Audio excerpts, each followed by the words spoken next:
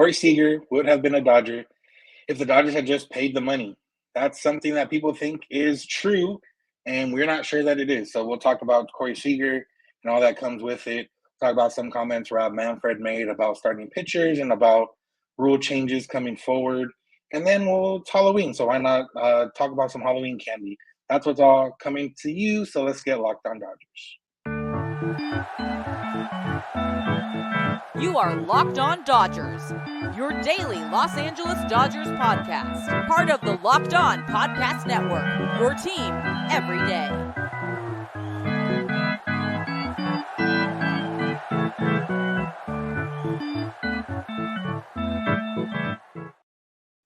Yo, Dodger fans. Welcome to Locked On Dodgers. We're part of the Locked On Podcast Network, the number one local sports daily podcast network. Locked On, your team every day. This is the daily podcast covering the Los Angeles Dodgers, bringing you the smart fans perspective on our boys in blue. You can find us wherever you find podcasts and on YouTube simply by searching for Locked On Dodgers. And if you want to become an everydayer, which means you don't miss a day because, we're not going to miss any days, all you have to do is listen and watch every day. And to make that easier on yourself, you can just subscribe wherever you get podcasts and on YouTube, and you'll be notified when our episodes are ready. If this is your first time listening watching, I'm Samperio, joined by my co-host, Jeff Snider. And we are both lifelong Dodger fans that have been watching the Dodgers since we were kids and continue to watch the Dodgers. Jeff with his own kids. And we have been around the block with Dodgers in terms of different things, covering them, talking to players, things of that nature. We're not quite insiders. We're going to bring you some strong thoughts and rational takes about the Dodgers. And we're going to do that today for sure, coming up with this first segment. But Jeff, I don't remember last time we were together, so it's been it's good. I think I don't remember last time we were together. Yeah, it's been at least a week, because I know a week ago I had my Guy Fieri episode, and that was a split episode. So yeah, it's been a while, but nice to talk to you. We've done some split episodes, so our listeners have gotten both of us several days, but first time you and I have talked to each other in a while. So I hope you're doing well. Nice to see you. Hope your family's well, et cetera, et cetera. Yeah, I haven't seen them in a while too. Following the World Series is fun, but also living at hotels not as fun. So, but in the World Series last night, the Rangers won first game in Arizona. They now have a 2-1 lead in the series. They got there. Both games they've won have been thanks to Corey Seager hitting a 2-run home run, which obviously brings Corey Seager discourse into social media world among Dodger fans. And I talked about Seager, I think last week or whatever, about how, the Dodgers could have had him, but they don't have him. And, should they have went after him, blah, blah, blah, blah, blah. But the thing for me not just this specific topic, but a lot of topics that go on, especially on Twitter or X or whatever you call it, is that people speak with absolutes when it comes to things that we don't have any idea about. And the absolute is that, the Dodgers didn't want to pay Corey Seager $325 million, which, might have been true based on all the reports. The Dodgers would have had to pay $400 million. Corey Seager would have been worth $400 million. Like, everything that has been said about Corey Seager speaking in absolutes. And with him, there is no absolutes. He's having a good postseason for the Rangers this year. The Rangers spent money and it's working for them in certain areas and not working for them in other areas. But, I think for me, it's the speaking with absolutes that, all the Dodgers had to do is this and they would have had Corey Seager. Like, we don't know that for sure. And also, the Dodgers have guys that have performed well in the postseason in the past or had up and down postseasons, just like Corey Seager. And this year they had down years. So it just happens sometimes. Yeah. And the things that we don't know about the Corey Seager situation so far outnumber the things we do know that it's crazy to talk about it, like, especially in a forum where you get 280 characters. Like, there's just, Twitter isn't made for nuance anyway. And a situation like this that has more nuance than pretty much anything, the things we don't know what the Dodgers did offer Corey. We don't know if the Rangers would have gone higher. We don't know how much it would have taken, if Corey would have taken into account the income tax or whatever, the difference, the cost of living, all that stuff. We don't know if Corey would have signed with the Dodgers, even if they did match or beat the Rangers' top offer, because the point I made on Twitter, Corey's from North Carolina. He doesn't like the spotlight. He doesn't like, obviously he likes spotlight some. He's a Major League Baseball player, but his personality isn't super LA. Everybody makes fun of Anthony Rendon for saying he didn't want the LA lifestyle or the Hollywood lifestyle or whatever. It's not crazy to think that Corey Seager felt about the same way, was just smart enough to not say it out loud, like that. Hey, I can go live in Dallas. Somebody tore into me say the Rangers don't play in Dallas. Never said the Rangers play in Dallas, but I guarantee you Corey doesn't live in Arlington. I could go live in the Dallas area in Texas where it's more laid back. It's lower cost of living stuff, more my personality, and get paid a crap load of money. Like I think it's hard for people like us who grew up living and breathing Dodgers. Like for us, if the Dodgers offered us any money, we'd say, yes, absolutely. I'm a Dodger, true blue through and through. But Corey Seager didn't grow up a Dodger fan. And so he doesn't have that loyalty that we do, which is fine. And anybody who makes it to the big leagues, even, Justin Turner, he grew up a Dodger fan, got to come home and play for the Dodgers. But when it came down to it, getting a 2-year deal was more important to him than staying with the Dodgers. They make business decisions. And for Corey Seager, where he's at in his life right now, somewhat newly married, starting a family, all of these things, it makes a lot of sense for him to look at things when you start from the basis of, okay, wherever I sign, I'm going to get paid a crap ton of money, more money than I could spend in 10 lifetimes. So let's look at the other factors. Where do I want to live for the next 10 years? Where do I want to raise my kids? All these things. And I think it's perfectly reasonable that somebody could decide they'd rather live in Texas than California, even if that's not the same decision that you or I or our listeners would make. But I bet for some of our listeners, it is like, I personally, I don't live in California, and I've had opportunities to move back and I didn't. I like where I live, and it doesn't mean that I don't love Los Angeles and don't love the Dodgers. Just means, hey, you know what? This works better for me and my family, and Texas might work better for Corey and his family. Yeah. Like I said, it's, some of these accounts or people that, have thoughts on Seager, like I said, it's just speaking in absolutes for me that we don't know, and we may never know what these answers are. And, one of the other things, like, the Dodgers let Seager walk without like a contingency plan. Well, they had a 1-year gap in that contingency plan where they had Trey Turner as a shortstop. I think, even if Trey Turner had wanted to be a Dodger or wanted to stay in the West Coast or, whatever it was, I don't think the Dodgers, every time something like this has happened, it's been, did you think anyone was going to give Corey Seager $325 million? I didn't. Did you think someone was going to give Trey Turner 11 years, $300 million? I didn't. So, you can't. The Dodgers could, compete with dumb money, as they call it, but it's not necessarily something they want to do. And, obviously, when both of those shortstops have good series, so in this postseason, and the Dodgers have a very bad offensive series, it doesn't look great. But you also have to think about, the Rangers are good now. Will they be good for the next 5 years? I don't know. Does it matter if they win the World Series? Everyone has different thoughts on that kind of stuff. So, but yeah, for me, the Seager discourse is just like, look, he's having a good postseason. Could the Dodgers have had him? Maybe, but we don't know. And to say anything other than the Dodgers could have had Corey Seager is just beyond, what needs to be said. It could or could have, not would or should or would have.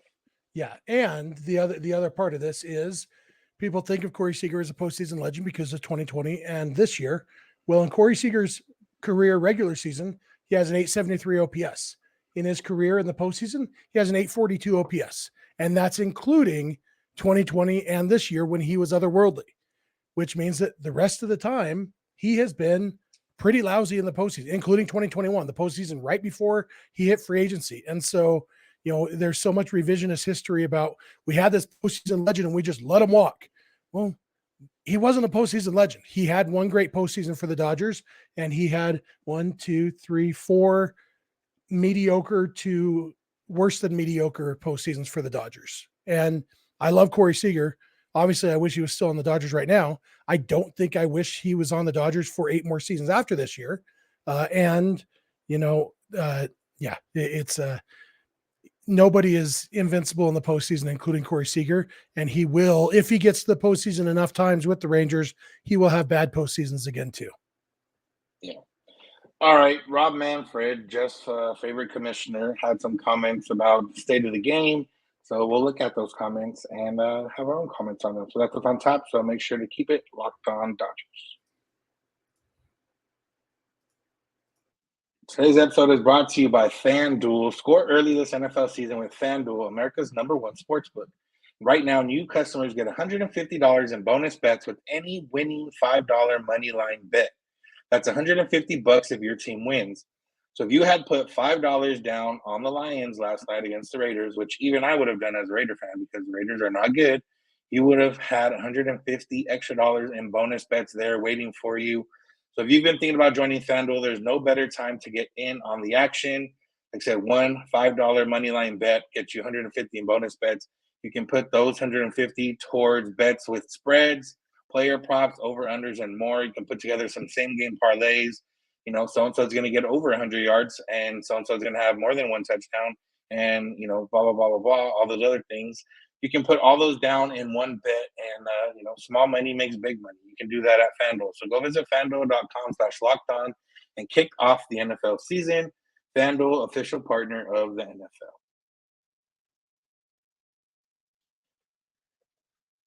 I want to thank you for making Locked On Dodgers your first listen of the day every day. If you're not an everydayer, all you have to do is listen or watch every day, and boom, now you're an everydayer, and you are special in our eyes. And remember, SiriusXM has you covered for the World Series and into next season. Just check out SiriusXM or the SXM app and find what you need on there. All right, Jeff. So your favorite commissioner, Rob Manfred, spoke the other day at the World Series and talked about starting pitching. He talked about starting pitching in general and said, quote, historically, starting pitchers have been some of the biggest stars in the game, and the way that pitching is being used right now has caused a diminution of the star quality for some of our starters. I think there's a lot of fans who feel like the change from let's see what today's pitching matchup is to who's the opener today has not been positive. Manfred did go on to say that the having only 13 pitchers on your roster has been good to helping this a little bit, and that the next step would be maybe limiting 12 pitchers to a roster, but probably wouldn't come until after next season. So, Jeff, first, your thoughts on this? In a way, it's surprising because Manfred seemed to show a little bit of awareness of the situation. Not enough awareness to not say words like diminution. Hey, lawyer talk, shut up, man.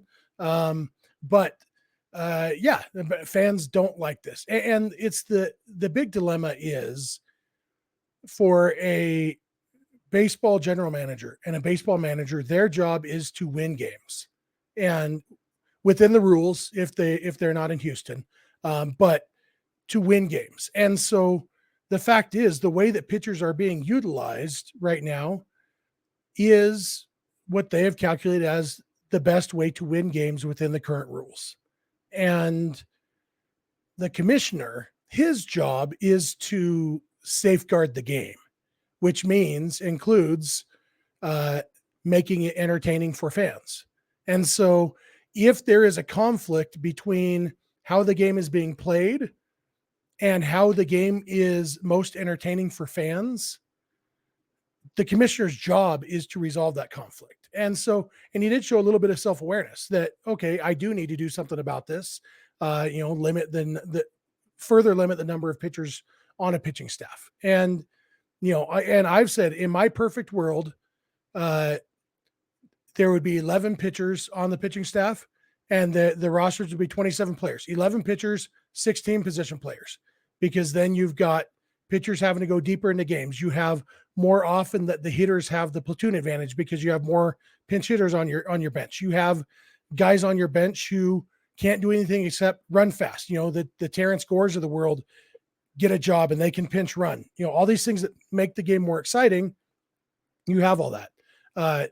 You can't go straight to that because it would lead to more pitcher injuries. And we saw that this year with the pitch clock and everything. There were more pitcher injuries. And this is, I've thought a lot about this, and I've almost said it on the podcast a couple times, and I haven't yet had the guts to, but I think I'm feeling brave right now, Vince.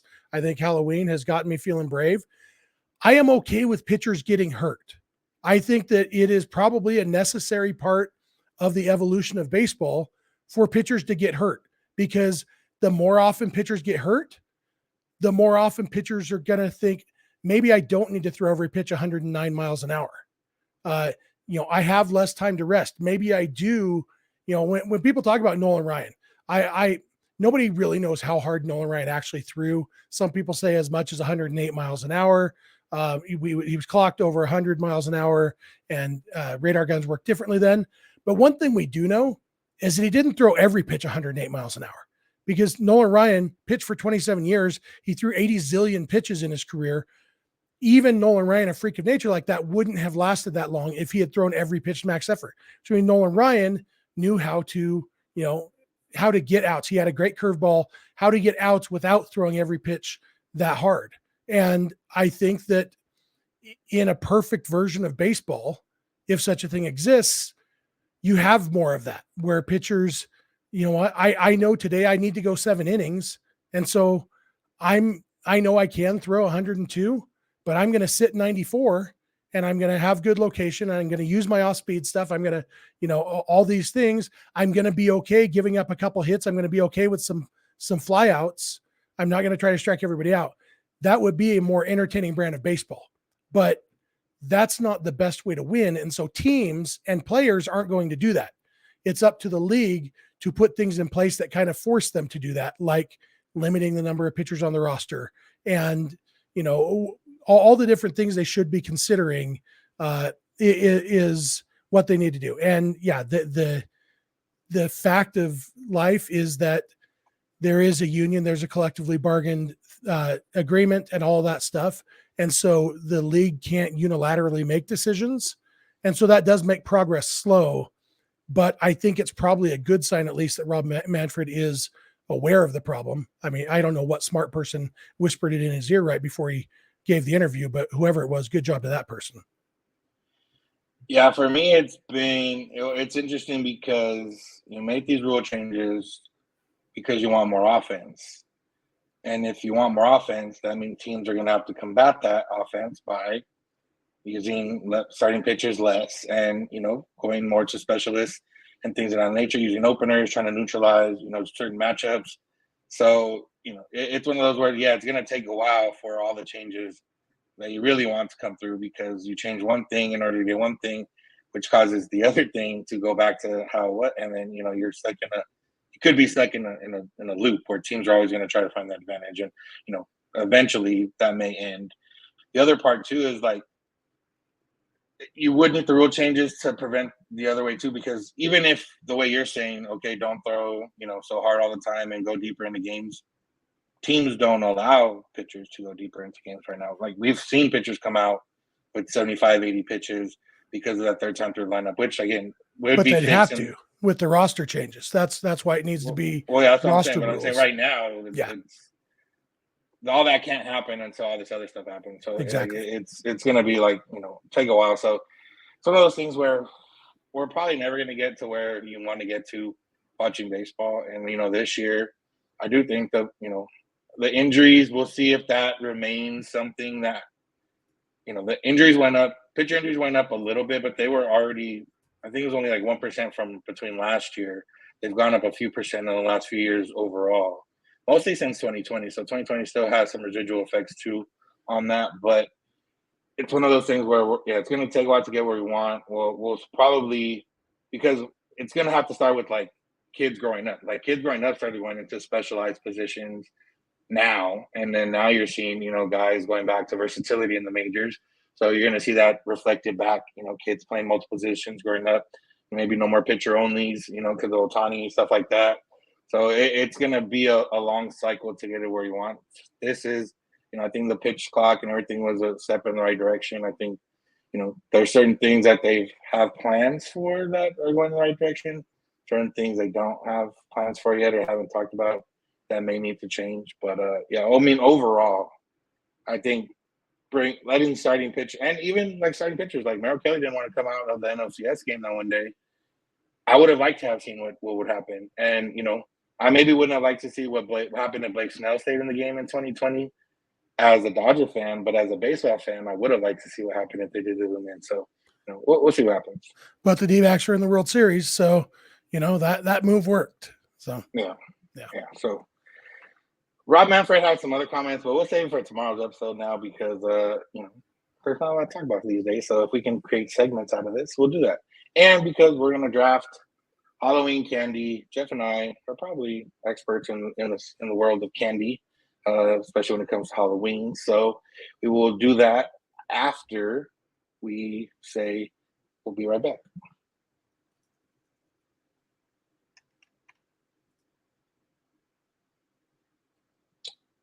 If you are not an everydayer, you need to become one. How do you become one? You listen or watch Locked On Dodgers every day. How do you find us? Wherever you find podcasts and on YouTube, just search Locked On Dodgers.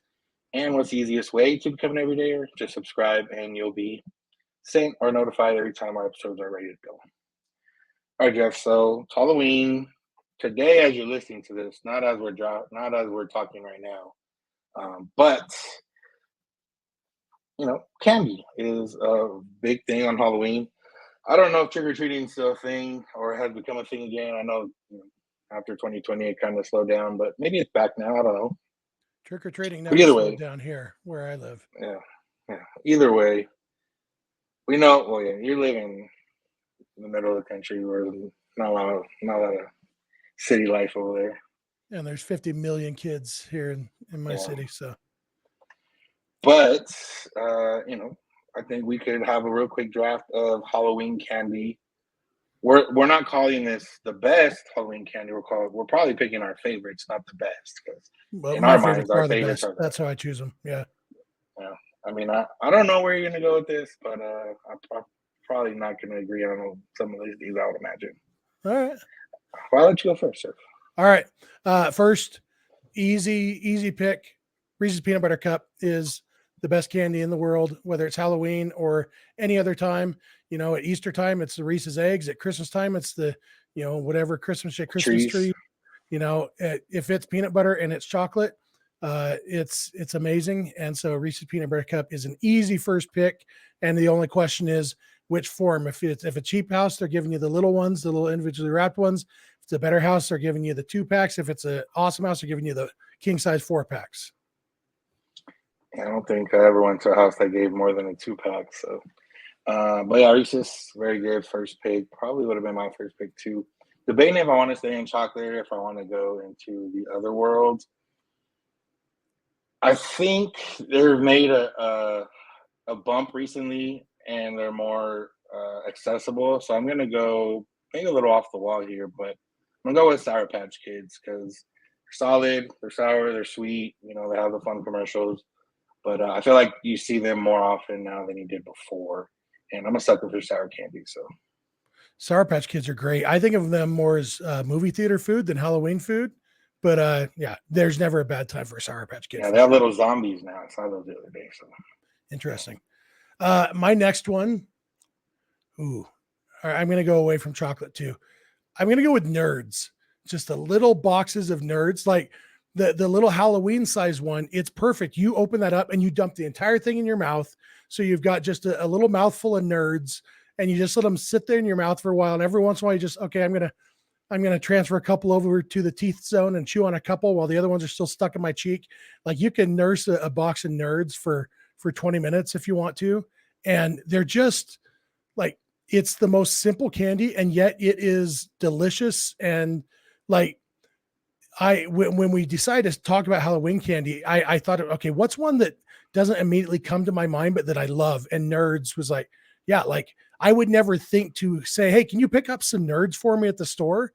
But when I have a little box of Nerds that I steal from my kid's Halloween bag, it's the greatest thing. Yeah, that's what I was thinking right now. I don't think I've ever bought Nerds. Yeah. But I don't know yeah, anybody's they ever are. bought Nerds except in a mixed bag of Halloween candy to give out to kids. Yeah, Nerds are great.